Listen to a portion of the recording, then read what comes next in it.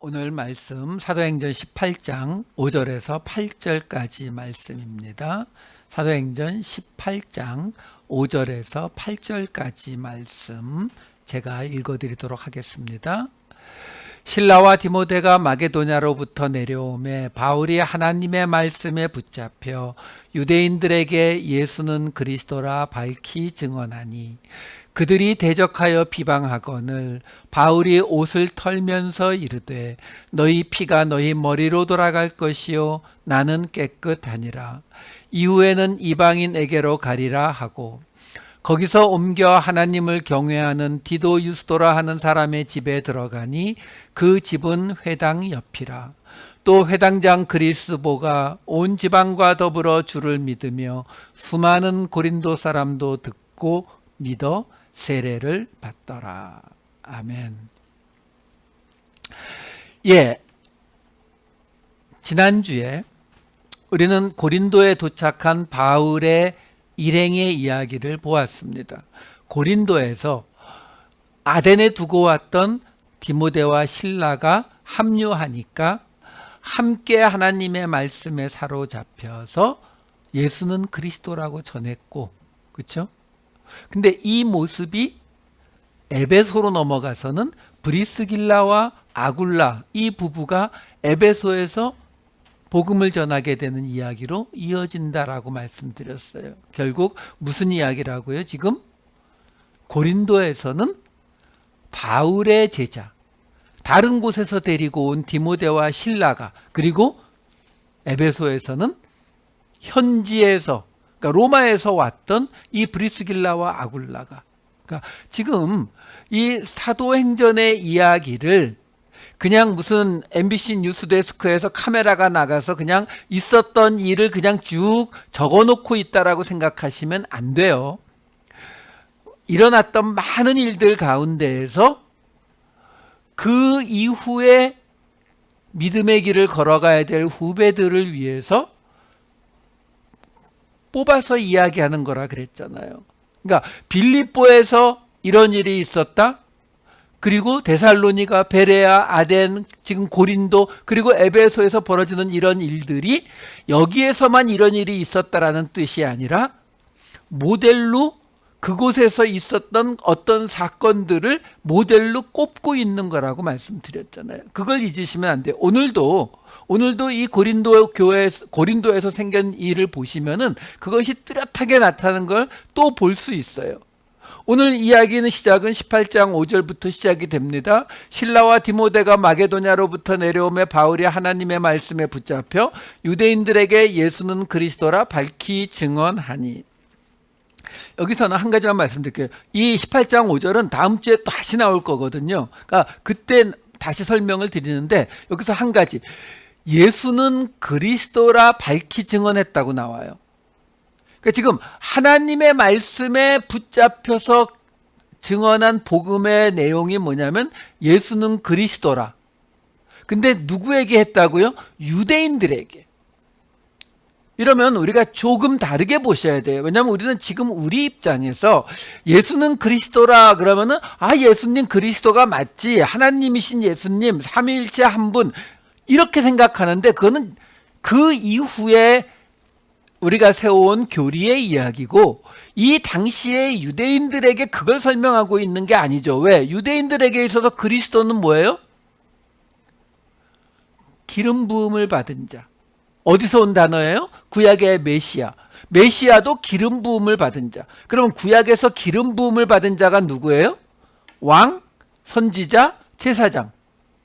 한마디로 지도자. 우리가 이게 자꾸 어떤 종교적인 의미로만 자꾸 해석을 하시는데 아니요, 그냥 지도자라고 보시면 돼요. 그러니까 지금 유대인들이 기다리던 메시아가 누구라고요? 지도자요. 자기들을 구원할 지도자. 지금식으로 말하면 대통령, 국회의원, 축구 선수는 아닌가요? 하여간 그렇게 우리를 이끌 지도자, 이 개념이에요. 이 개념. 단지 이 이스라엘 사람들이 하나님을 믿는 사람들이었기 때문에 그 지도자가 어떤 사람이라고요? 하나님이 기름 부어서 세운 지도자. 그게 구약에서 메시아, 신약에서 그리스도란 말이죠. 그러니까 지금 유대인들과 바울 일행의 논쟁은 가장 포인트가 뭐예요? 그리스도가 메시아, 구원자가, 지도자가 온다라는 것은 유대인들도 다 동의하는 문제고, 예수가 지도자냐, 요거잖아요. 예수가 지도자냐, 예수가 우리를 구원할 자냐, 예수가 모세처럼 우리를 이 로마의 식민지에서 끌어내줄 자냐, 예수가 우리를 이 경제적인 어려움에서 끌어내줄 자냐. 죽어버렸는데? 그럼 죽었다 하더라도 하나님의 능력이 임하면 그 이름의 권세로 가능하다는 거죠. 그러니까 이 당시에 사도 바울이, 디모데가, 실라가 하나님의 말씀에 붙잡혀서 유대인들에게 뭐라고 설명했을지 생각해 보시면 돼요. 너희가 그리스도를 기다리고 있지 않았느냐. 근데 너희가 죽인 그 예수가 그리스도다. 그러면 당연히 유대인들 입장에서 어떤 질문이 나와요? 그럼 죽은 예수가 우리를 어떻게 구원할 건데, 우리를 어떻게 로마에서 건져줄 건데, 우리를 어떻게 이 나라 없는 백성의 서름에서 건져줄 건데, 이걸 설명해 줄 수 있어야 되잖아요. 그 설명이 길게 나가면 결국 무슨 이야기예요? 예수 그리스도의 이름이 너희를 구원할 것이다. 그렇죠? 지금 당장 로마의 식민지에서가 아니라, 지금 당장 너희의 경제적인 어려움에서가 아니라, 하나님의 나라에 들어가는 영원한 생명을 얻는 구원이 예수 그리스도의 이름으로 이루어질 것이다 라는 것을 말하는 거거든요. 자, 그 정도만 할게요. 다음 주에 다시 나오니까. 자, 그렇게 예수가 그리스도다라고 증언을 했더니 이 유대인들의 반응이 이어지는 18장 6절에 이렇게 나옵니다. 그들이 대적하여 비방하거늘 바울이 옷을 털면서 이르되 너희 피가 너희 머리로 돌아갈 것이요 나는 깨끗하니라. 이후에는 이방인에게로 가리라 하고. 자, 이 구절은 우리가 오해가 하나 있어요. 어떤 오해가 있냐면, 여기서 지금 바울이 옷을 털면서 이르되라는 이 구절 때문에 복음서에 나오는 예수님께서 너희를 영접하지 않으면 발에 흙을 떨어버리라 라는 그 구절이 여기에서 지금 바울이 그 말씀을 따르는 것이다 라고 해석을 하는 오해가 있어요. 우선 마태마가 누가에 다 나오지만 누가복음만 볼게요. 누가복음 9장 5절을 보시면은 누구든지 너희를 영접하지 아니하거든 그 성에서 떠날 때에 너희 발에서 먼지를 떨어버려 그들에게 증거를 삼으라 하시니, 이렇게 나오잖아요. 지금 이 고린도 사람들이, 유대인들이 바울 일행을 영접하지 않았나요? 앞에 보면은 회당에 가서 권면했다고, 강론했다고 나오는데요. 그러니까 이건 지금 이 당시 유대인들이 가지고 있었던 생각이 뭐냐면, 구약에서 온 가르침이 뭐냐면, 아벨의 피가 땅에 흘려진 이후로 이 유대인들은 땅이라고 하는 것은 저주받은 곳이에요. 그러니까 그 저주받은 땅에 신발이 없이 맨발로 디디게 되면 그 땅의 저주로 인해서 부정해진다라고 생각을 했습니다. 그래서 구약에 보면은 이 신을 벗은 자라고 하면은 굉장히 수치스러운 개념으로 나타내는 것을 볼 수 있어요. 신명기 25장 9절 10절을 보시면은 이 형이 죽었을 때 그 동생이 형수를 받아들이는 걸 거부하게 되면 어떻게 하라고 나오냐면, 그의 형제의 아내가 장로들 앞에서 그에게 나아가서 그의 발에서 신을 벗기고 그의 얼굴에 침을 뱉으며 이르기를 그의 형제의 집을 세우기를 즐겨 아니하는 자에게는 이같이 할 것이라 하고 이스라엘 중에서 그의 이름을 신 벗김 받은 자의 집이라 부를 것이니라. 그러니까 형수를 받아들이지 않겠다라고 하는 경우에 얼굴에 침을 뱉으면서 신을 벗게 해서 신 벗김을 받은 자, 그러니까 수치스러운 이름으로 부르는 거예요. 왜? 신을 벗으면 부정한 땅과 접촉하니까 당연히 부정해진다라고 생각했기 때문에 그래요. 그래서 성경에는 반대의 경우도 나오죠. 어떤 경우요? 바로 하나님이 임하시게, 하나님의 사자가 임하게 되면 신발을 벗으라고 하는 장면들이 나와요. 출애굽기 3장 5절이나 여호수아 5장 15절을 보시면 하나님이 이르시되 이리로 가까이 오지 말라. 내가 선 곳은 거룩한 땅이니 내 발에서 신을 벗으라. 여호수아서 5장 15절. 여호와의 군대 대장이 여호수아에게 이르되 내 발에서 신을 벗으라. 내가 선 곳은 거룩하니라 하니. 무슨 말이에요? 지금 그 땅을 하나님이 거룩하게 하셨으니까 신을 벗어서 그 거룩해진 땅에 발을 접촉을 하면은 내가 거룩해질 것이다. 이걸 설명하는 거거든요. 그러니까 이 당시 유대인들이 가지고 있는 개념이라고요. 그러니까 예수님께서 복음서에서 너희를 영접하지 않는 곳에 가게 되면은 발에서 티끌을 떼어버려서 그걸 표지를 삼아라라는 이야기가 뭐냐면 그 지역이 그 부정함에서 변하지 않은, 그래서 우리는 우리 그 부정해진 발을 털어버려서 너희와 연관이 없다라는 것을 확인시켜라 라는 뜻에서 주신 말씀이고, 오늘 지금 여기 나온 이야기는 그 의미로 주신 말씀이 아니에요. 왜? 발에서 흙을 떠는 게 아니잖아요. 옷을 떨었다라고 나오죠. 근데 옷을 떨었다는 것이 어떤 의미인지는 우리가 몰라요. 다른 서적에도 나오질 않으니까. 하지만 우리가 분명하게 알 수 있는 게 뭐냐면, 우선 바로 사도행전에서 발에 흙을 떠는 케이스는 또 나와요. 사도행전 13장 51절을 보시면 이 비시디아 안디옥에서 유대인들이 받아들이지 않으니까 어떻게 하냐면 바울 일행이 두 사람이 그들을 향하여 발에 티끌을 떨어버리고 이고니온으로 가거늘. 이게 바로 영접하지 않았을 때의 행한 모습이라고요.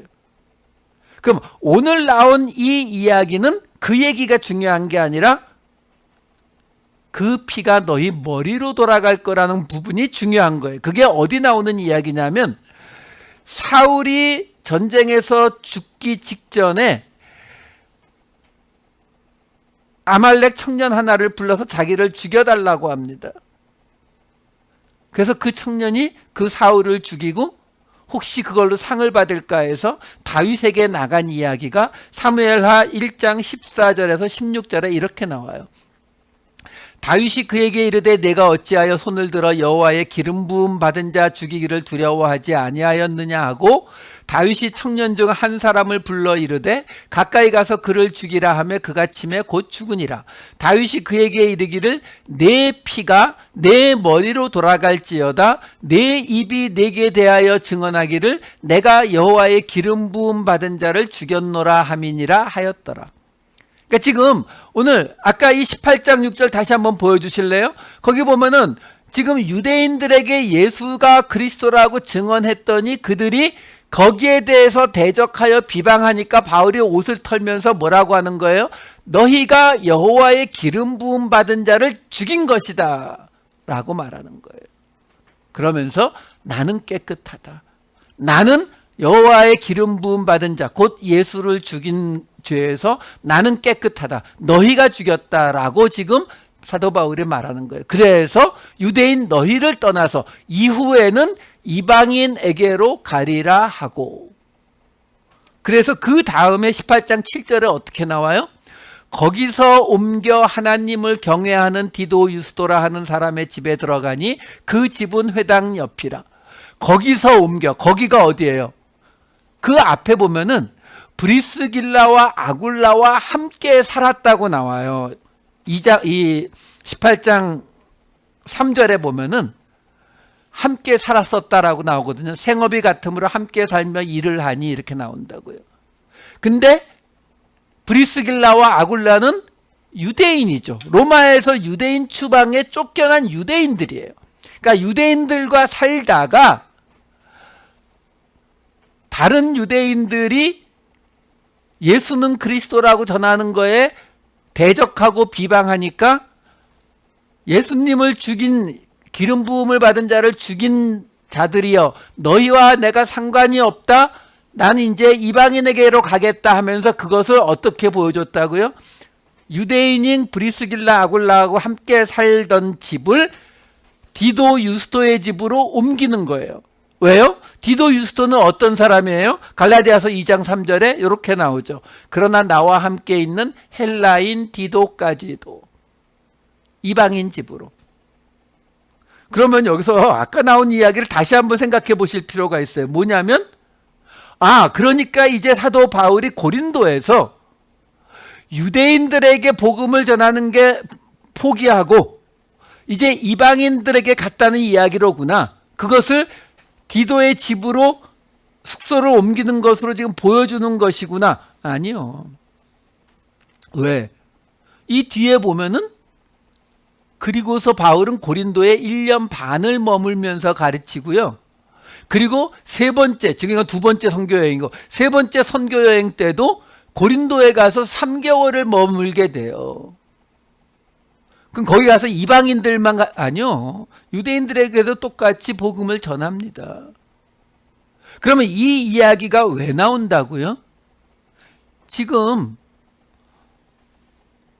이 이야기는 그러면 빌립보에서는 이방인인 루디아와 감옥의 간수에게 복음을 전했으니까 유대인들에게 안 전했어요.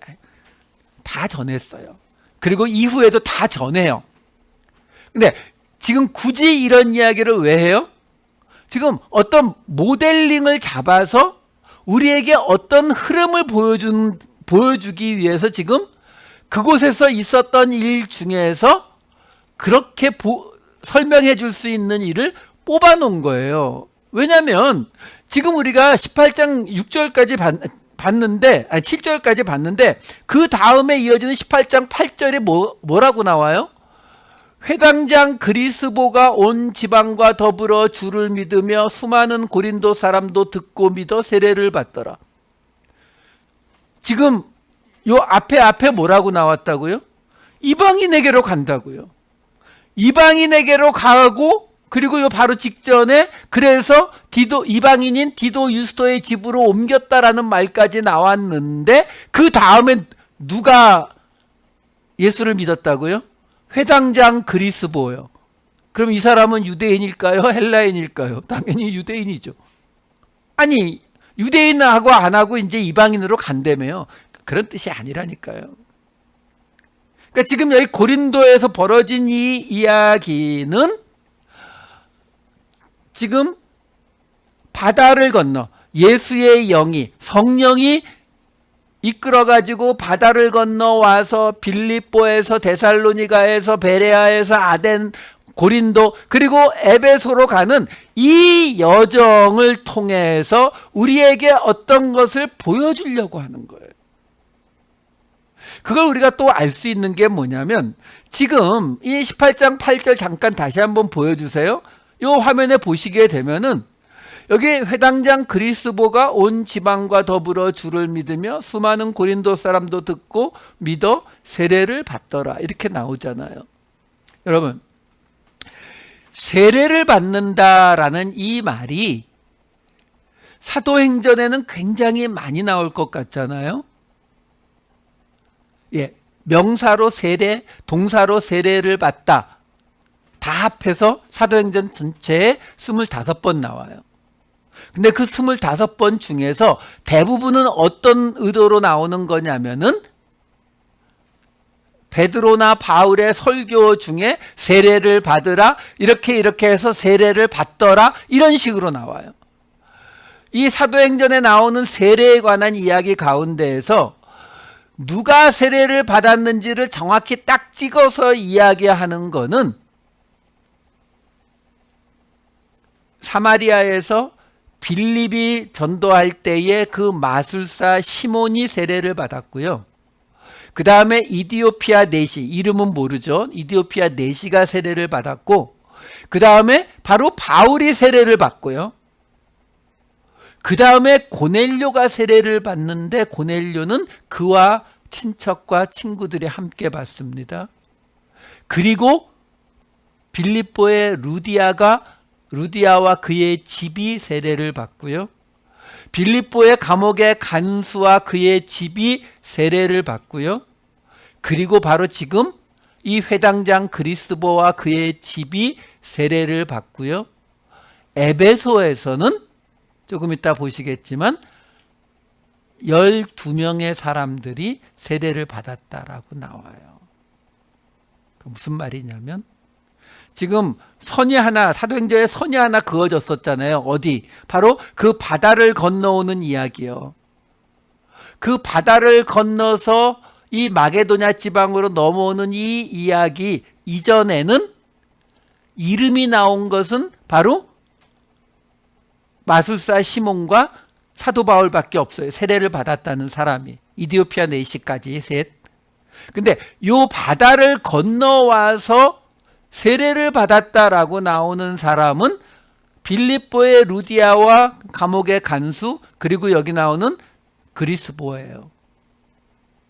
그리스보와 그의 집. 루디아와 그의 집. 간수도 간수와 그의 집. 뭔가 공통점이 있지요. 뭐 하고요? 그 앞에 있었던 고넬료와 그의 친척과 친구들. 무슨 말이에요?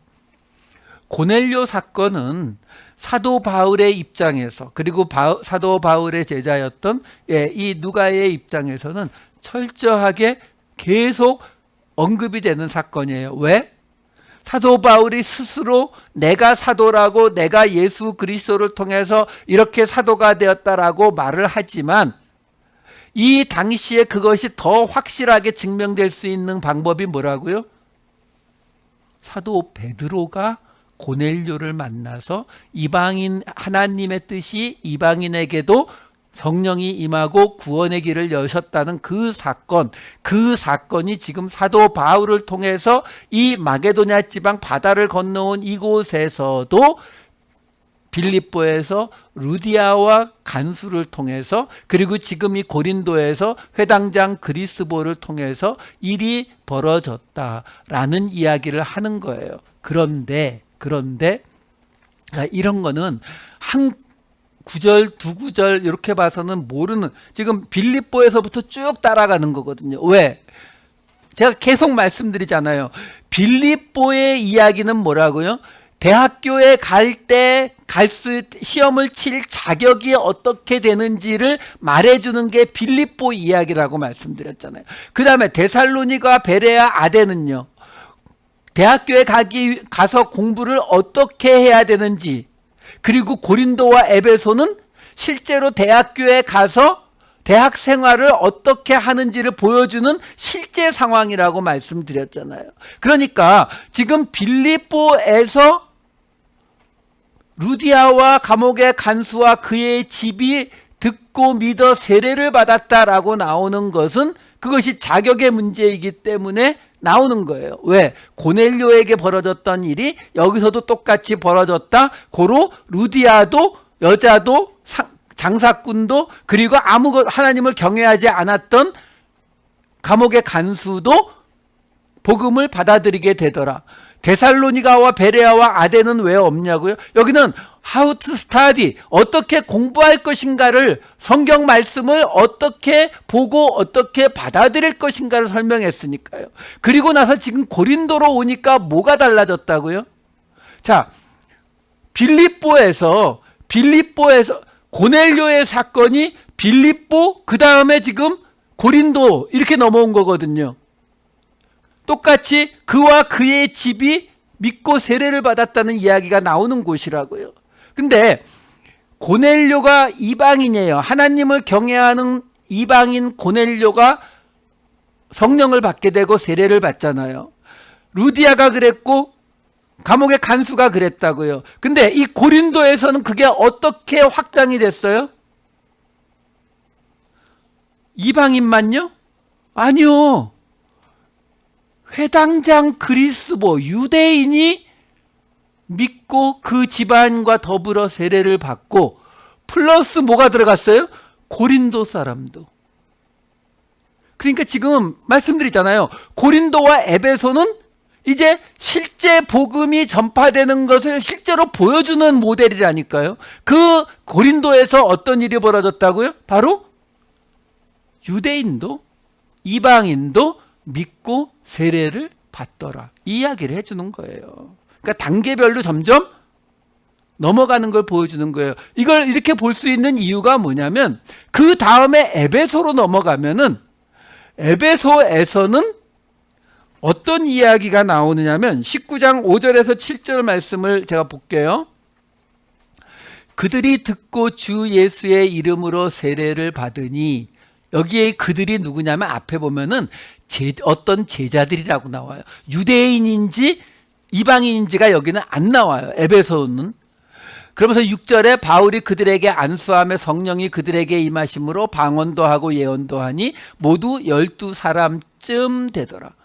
여기 12사람쯤이라고 번역이 된 이 호세이라고 하는 헬라어 단어는 영어로 치면 about이에요. 그러니까 우리식으로 하면 약 12명 이렇게 되는 거예요. 그러니까 정확하지 않은 거예요. 근데 이 호세이라고 하는 단어는 성경에 굉장히 많이 나오는데 그 중에 특별히 이 사도행전에서도 어떤 때 나오느냐면은 당연히 이 단어가 붙을 수밖에 없는 이 호세이 또는 호라는 단어로, 호스라는 단어로 나오는데 붙을 수밖에 없는 경우가 많이 있어요. 어떤 경우에? 베드로가 설교를 했더니 3,000명이 믿고 세례를 받더라 할 때 그 3,000명 앞에 이 단어가 붙어 있어요. 왜? 3,000명이 정확히 딱 셌더니 3000이란 뜻이 아니잖아요. 대략 3,000명. 그렇죠? 그것처럼 이 사도행전의 1장 15절에는 그 마가의 다락방에서 거기 모여서 기도한 사람이 120명쯤 되더라. 그렇죠? 120명 정도 되면 정확한 숫자를 모르죠. 2장 41절에는 신도의 수가 3,000명쯤 되더라. 3,000이나. 여기도 똑같이 이 호세이가 들어가 있고 남자가 5,000쯤 되더라.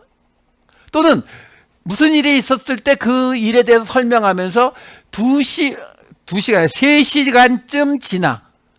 예, 지금처럼 시계 차고 있는 때가 아니니까 대략 3시간쯤 이렇게 설명하는 거예요. 그러니까 이런 이야기들이 많이 나와요. 이 사도행전에만 봐도. 근데 다 이해가 돼요. 왜? 시간 또는 광야에서 40년간 이런 말을 할 때에 거기에도 이 호스라는 단어가 들어간다고. 왜? 40년이라는 게 정확히 40년이 딱 되는 밤 12시 이게 아니잖아요. 대략 그 정도. 그렇죠? 그러니까 여기 나오는 시간이라든가 사람 숫자라든가 뭐 이런 것들은 거기에 이 호세이라고 하는 단어가 들어가서 약 그 정도 된다라고 말하는 게 이해가 되거든요. 근데 여기 에베소 교회는 아니죠, 아직. 이 에베소 이야기는 좀 이해가 안 되죠. 왜? 12명밖에 안 되는데요. 아니, 그리고 12사람쯤 되더라. 이게 말이 돼요? 한 열댓 명 모여 있는데 14명쯤 되더라. 그러면 그 말은 14명이죠. 쯤이 들어갈 이유가 없어요. 세 본 거니까. 근데 여기 그게 들어가 있거든요. 무슨 말이에요? 지금 이 에베소에서 어떤 제자들이 바울의 이야기를 듣고 주 예수의 이름으로 세례를 받았다라고 하는 이 사람들의 숫자가 정확히 몇 명인지 우리는 잘 알지 못하는데 누가는 의도적으로 뭐라고 말하는 거예요? 12쯤. 그러니까 의도적으로 12이라는 숫자를 말해주려고 하는 거예요. 왜요? 이 19장 5절에서 7절 다시 한 번만 보여주세요. 여기를 보시면요. 주 예수의 이름으로 세례를 받으니 하고 바울이 안수함에 뭐라고 나와요? 성령이 그들에게 임하심으로 방언도 하고 예언도 하니. 이거 많이 듣던 구절 아니에요? 오순절이요. 그러니까 무슨 이야기냐면 지금 빌립보에서부터 시작된 이야기가 빌립보에서는 복음이 전파되는 복음을 믿을 수 있는 자격에 대해서 루디아와 간수를 통해서 설명해 주고 데살로니가와 베레아와 아덴을 통해서는 말씀, 복음을 논쟁하고 다 오픈하고 상고하면서 받아들이는 그 모습, 그리고 아덴에서는 이방인들에게 그들의 언어로 복음을 전하는 모습, 그러니까 how to study, 그렇죠? how to speak, how to explain, 이걸 설명해 줬다면 이제 고린도와 에베소는 실제로 벌어지는 케이스를 가지고 설명해 주는 거라 그랬잖아요. 그럼 고린도는 뭘 설명해 준 거라고요? 복음이 유대인과 이방인들에게 모두 다 이제 전해지고 있다. 그리고 에베소에서는 지난주에 보았듯이 근데 고린도까지는 제자가 어떤 제자였다고요? 바울이 예루살렘에서 데리고 온 실라, 바울이 루스드라에서 데리고 온 디모데였다면 이 에베소는 현지에서 믿은 브리스길라와 아굴라가 사역하는 지역이 되었다고 했잖아요. 근데 그 현지에서 다시 말해서 이 고린도와 에베소 사이에는 또 하나의 새로운 라인이 그어지는, 선이 그어지는 거죠. 이 에베소부터는 어떤 곳이라고요? 예루살렘의 영향도, 그곳에 있는 12사도의 영향도 벗어났던 게 사도 바울과 그의 일행이었는데, 이 에베소부터는 그 사도 바울과 그의 일행의 영향도 벗어난 사역이 시작되는 것을 에베소를 통해서 보여주더라라는 거예요. 그래서 거기에서 무슨 일이 벌어진다고요? 오순절과 똑같이 성령이 임하고 방언도 하고 예언도 하고 그곳에서 세례를 받은 사람이 12사람쯤 되더라. 무슨 얘기예요? 12사도처럼 지금 이 에베소에서 새로운 사역의 시작이, 새로운 시대가 시작되는 것이다를 설명해 주고 있다라는 거예요. 그러니까 이런 이야기를 우리가 그러면 고린도에서는 이런 일만 벌어졌고 에베소에서는 이런 일만 벌어졌다가 아니죠. 당연히 에베소에서도 유대인도 헬라인도 세례를 받은 자가 있었다니까요. 우리가 모르지만 있었을 거라고요. 당연히 있었겠죠. 나중에 3차 선교여행 때 에베소에서 바울이 3년을 머무르는데, 아무려면 사도 바울 정도 사람이 3년을 머무는데 열매가 그 정도도 없었겠어요? 당연히 있었죠. 근데 그걸 다 쓰는 게 아니라 지금 대표적인 어떤 사건들만 뽑으면서 우리에게 뭘 알려주고 있는 거라고요? 복음이 어떻게 전파가 되는지를요. 지금 빌립보에서부터 시작해서 에베소까지 가는 이 여정을 통해서 결국 무슨 일이 벌어지는 거예요?